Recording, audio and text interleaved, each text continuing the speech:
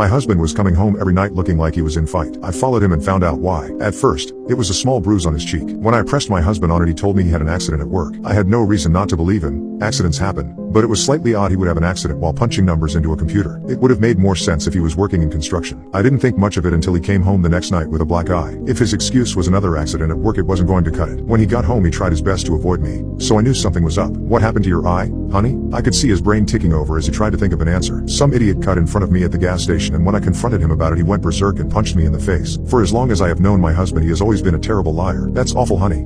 Did you report him? I didn't want to make a big deal out of it. Just paid for my gas and got the hell out of there. I could tell from his face he was lying to me, which only made me suspect he was doing something other than working. Over the next few days, his injuries were getting worse and his lies more elaborate. He started to get more distant and a little less like my husband every day. Someone was hurting my husband and it was taking a toll on him. He stumbled in the front door, barely able to hold himself up. I could see the pain etched into his face as he fell into my arms. My God, what happened to you? As he struggled to get words out of his mouth, I looked down and saw the bone sticking out from his limp arm. The doctor at the hospital pulled me aside when he was finished seeing to my husband's broken arm. He had the same concerned look on his face after my husband's explanation for his broken arm didn't satisfy his curiosity. You were the fourth couple this week in my surgery with similar injuries. While not unusual, but all having the same explanation, is. The doctor's words rattled around in my head on the drive home. If my husband wasn't going to tell me what was going on, I was going to find out one way or another. I got in my car right after my husband left for work and started following him. He worked in an office in town, so I was suspicious when he started traveling in the opposite direction. He stopped his car outside an abandoned building, which was strange because it was in the middle of nowhere. He waited for others to turn up, all men who looked just as battered as he was. Then it hit me. My husband's favorite film was Fight Club, and I read somewhere that fight clubs exist, but not in a million years would I think my mild-mannered husband would be the kind of guy who would enjoy having his teeth knocked out. I waited until the men disappeared through the doors of the abandoned building before getting out of my car. I peered through one of the many dirty windows and watched as my husband along with the others started taking their clothes. Why do they have to be naked? I thought to myself. They all lined up as if they were waiting for something as men in white overalls collected their clothes. What happened next was like something straight out of a horror movie. I had to cover my mouth to stop myself from screaming as a giant praying mantis came crawling out of one of the doors. I wanted to run in and pull my husband out of there, but I was too terrified to move. The praying mantis crawled over to the men before it stood on its hind legs.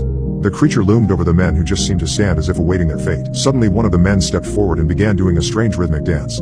The praying mantis watched on as the man continued to dance. Suddenly the creature lashed out, hitting the man and sending him flying across the concrete floor. Next, my husband stood forward and started doing the same strange dance as if he were trying to impress the praying mantis. The creature swayed from side to side in rhythm with my husband's dancing before embracing him with its grasping forelegs.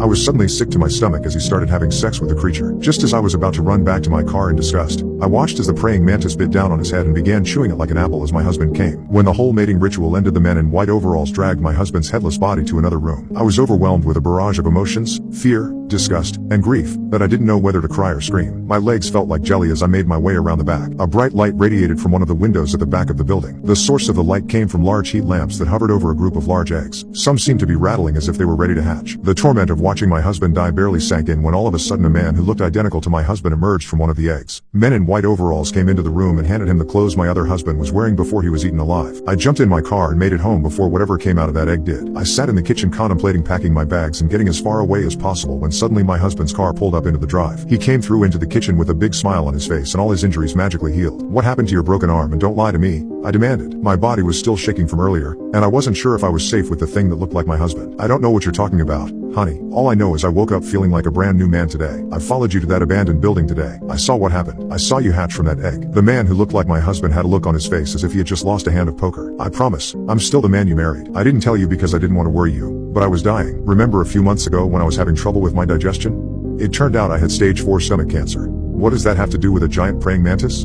I asked. That praying mantis was the answer to my prayers. I'm cured and feel better than I ever felt. I swear to you, I'm still the man you married. A part of me believed him, and he did look healthier. I thought to myself as I walked over and threw my arms around him. But just as I was about to forgive him, I watched as a green translucent film of flesh spread across his eyeballs as he blinked, sending a shiver of dread down my spine.